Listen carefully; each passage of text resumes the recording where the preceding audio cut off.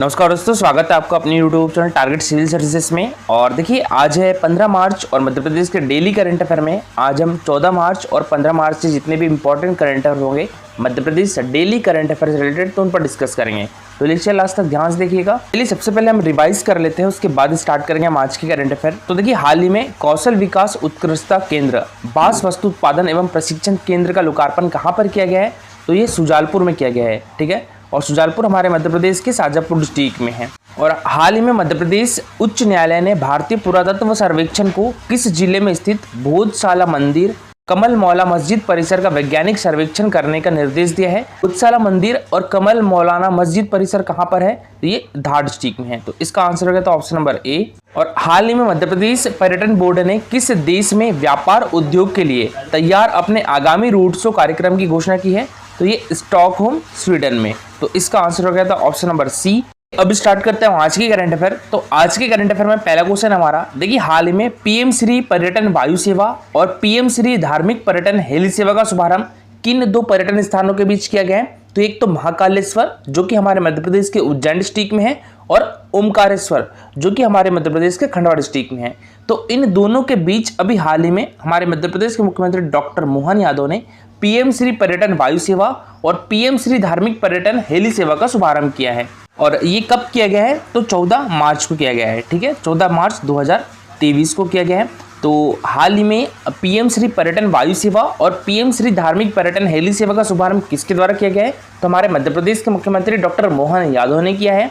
और किन दो पर्यटन स्थानों के बीच किया है? तो एक तो महाकालेश्वर और ओमकारेश्वर के बीच में किया है, ठीक है। बात करें महाकालेश्वर की तो ये हमारे मध्य प्रदेश के उज्जैन डिस्ट्रिक्ट में शिप्रा नदी के तट पर है। और बात करें ओमकारेश्वर की तो ओमकारेश्वर नर्मदा नदी के तट पर खंडवा डिस्ट्रिक्ट में है। जो 108 फीट ऊंची आदि शंकराचार्य की प्रतिमा कहाँ पर स्थापित है? तो ये भी ओमकारेश्वर में स्थापित है। और हमारे मध्य प्रदेश में दो ज्योतिर्लिंग है, कहाँ पर? एक तो महाकालेश्वर जो कि उज्जैन में है और ओमकारेश्वर जो कि खंडवा डिस्ट्रिक्ट में है। ये ओमकारेश्वर जो है ये नर्मदा नदी और इसकी जो सहायक नदी है कावेरी नदी, ठीक है। तो इसके संगम पर स्थित है। इसे हम मंदाता भी कहते हैं, ठीक है, मंदाता संगम भी कहते हैं। देखिए अभी हाल ही में मुख्यमंत्री डॉक्टर मोहन यादव ने पीएम श्री पर्यटन वायु सेवा तथा पीएम श्री धार्मिक पर्यटन हेली सेवा का शुभारंभ किया है। और मुख्यमंत्री डॉक्टर मोहन यादव ने कहा है कि इंदौर से महाकालेश्वर तथा ममलेश्वर के लिए यानी ओमकारेश्वर के लिए हवाई सेवा के बाद केदारनाथ और यमुनोत्री के समान दतिया, मैहर, ओरछा आदि के लिए कम समय में दर्शन के लिए हेलीकॉप्टर सेवा प्रारंभ की जाएगी। पीएम श्री पर्यटन वायु सेवा के संचालन के लिए पर्यटन बोर्ड एवं जेट एयर सर्विस, ठीक है, ये याद रखिएगा, जेट एयर सर्विस संस्था के बीच एक एमओयू हुआ है। और बात करें पीएम श्री धार्मिक पर्यटन हेली सेवा की तो पीएम श्री धार्मिक पर्यटन हेली सेवा के तहत मध्य प्रदेश के आध्यात्मिक केंद्रों तक श्रद्धालुओं की पहुंच सुगम होगी। इस सेवा के माध्यम से श्रद्धालुओं विशेषकर बुजुर्ग, दिव्यांग हमारे मध्य प्रदेश के दो ज्योतिर्लिंग उज्जैन एवं ओमकारेश्वर तथा अन्य धार्मिक स्थलों पर आसानी से पहुंच पाएंगे। योजना के अंतर्गत एक ट्विन इंजन हेलीकॉप्टर एवं 2 सिंगल इंजन हेलीकॉप्टर होंगे और एक ट्विन इंजन हेलीकॉप्टर भोपाल में तथा एक सिंगल इंजन हेलीकॉप्टर इंदौर तथा उज्जैन में होंगे। और बुकिंग मध्य प्रदेश टूरिज्म के पोर्टल मेक माई ट्रिप ओला इत्यादि से ऑनलाइन की जा सकेगी। और देखिए नेक्स्ट क्वेश्चन है हमारा, हाल ही में सीहोर जिले में राष्ट्रीय मानसिक स्वास्थ्य पुनर्वास संस्थान का लोकार्पण किसने किया है? तो ये डॉक्टर वीरेंद्र कुमार और श्री नारायण सिंह कुशवाहा दोनों ने। तो इसका आंसर क्या हो जाएगा? ऑप्शन नंबर सी, ए और बी दोनों, ठीक है। अभी हाल ही में केंद्रीय सामाजिक न्याय एवं अधिकारिता मंत्री डॉक्टर वीरेंद्र कुमार और सामाजिक न्याय एवं दिव्यांगजन कल्याण मंत्री श्री नारायण सिंह कुशवाहा ने सीहोर में 105 करोड़ रुपए की लागत से, ठीक है, 105 करोड़ रुपए की लागत से राष्ट्रीय मानसिक स्वास्थ्य पुनर्वास संस्थान का लोकार्पण किया है। देखिए ये हमारे देश का 9वां, ठीक है, ये हमारे देश का 9वां राष्ट्रीय मानसिक स्वास्थ्य पुनर्वास संस्थान है। तो केंद्रीय सामाजिक न्याय एवं अधिकारिता मंत्री डॉक्टर वीरेंद्र कुमार और सामाजिक न्याय एवं दिव्यांगजन कल्याण मंत्री श्री नारायण सिंह कुशवाहा ने सीहोर में 105 करोड़ रुपए की लागत से राष्ट्रीय मानसिक स्वास्थ्य पुनर्वास संस्थान का लोकार्पण किया है। और यह देश का 9वां राष्ट्रीय मानसिक स्वास्थ्य पुनर्वास केंद्र है। केंद्रीय मंत्री डॉक्टर वीरेंद्र कुमार ने कहा है कि दिव्यांगजनों को सभी प्रकार की सुविधाएं एक छत के नीचे उपलब्ध हो, इस उद्देश्य से राष्ट्रीय मानसिक स्वास्थ्य पुनर्वास केंद्र बनाए जा रहे हैं। उन्होंने कहा है कि सीहोर में निर्मित राष्ट्रीय मानसिक स्वास्थ्य पुनर्वास संस्थान 105 करोड़ रुपए की लागत से 25 एकड़ परिसर में तैयार हुआ है और इसमें दिव्यांगजन के लिए सभी आवश्यक आधुनिक सुविधाएं के साथ लगभग 6 करोड़ रुपए के उपकरण उपलब्ध करवाए गए हैं और इसमें 21 प्रकार की दिव्यांगताओं से संबंधित सुविधाएं उपलब्ध है। नेक्स्ट क्वेश्चन है हमारा, हाल में मध्य प्रदेश राज्य शूटिंग एकेडमी की पैरा शूटर जो है रूबीना फ्रांसिस, तो इन्होंने अभी हाल ही में पैरा शूटिंग वर्ल्ड कप में कौन सा पदक जीता है?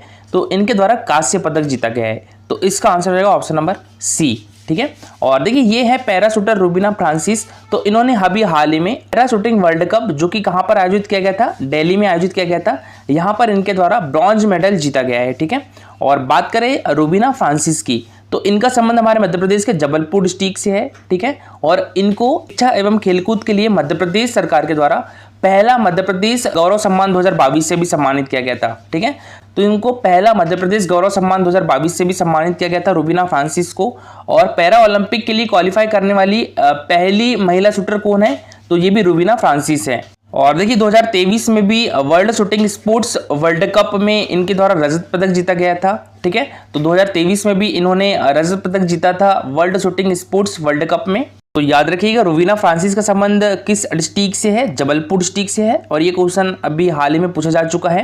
पैरा ओलंपिक के लिए क्वालिफाई करने वाली हमारे मध्य प्रदेश की पहली शूटर कौन है? तो ये भी रूबीना फ्रांसिस है। और देखिए हमारे मध्य प्रदेश सरकार के द्वारा खेल के क्षेत्र में सर्वोच्च पुरस्कार कौन सा दिया जाता है? तो ये विक्रम पुरस्कार दिया जाता है ना।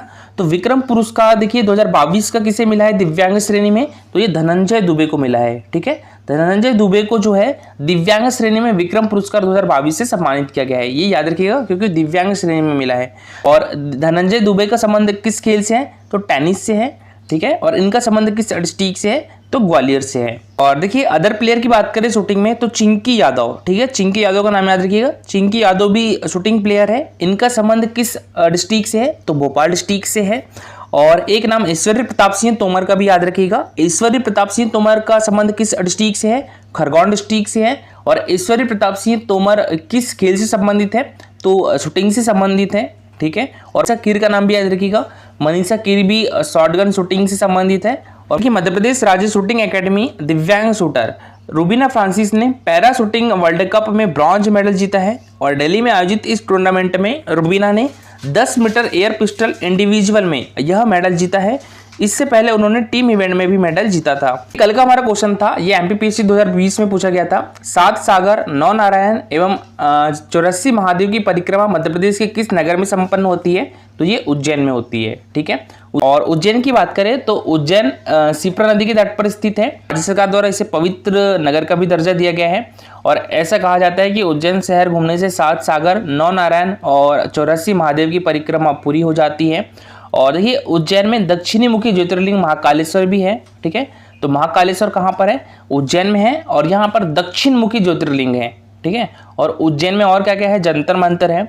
संदीपनी आश्रम भी कहाँ पर है? तो ये उज्जैन में है। गोपाल मंदिर भी उज्जैन में है। मंगलनाथ मंदिर भी कहाँ पर है? तो ये उज्जैन में है। गढ़कालिका मंदिर हो गया, चिंतामन मंदिर हो गया, ये सभी कहाँ पर है? उज्जैन में स्थित है। ओमकारेश्वर की बात करें तो देखिए ओमकारेश्वर हमारे मध्य प्रदेश के खंडवा डिस्ट्रिक्ट में है। ठीक है, कहाँ पर है? खंडवा डिस्ट्रिक्ट में है। और ओमकारेश्वर को भी पवित्र नगर का दर्जा दिया गया है मध्य प्रदेश सरकार के द्वारा।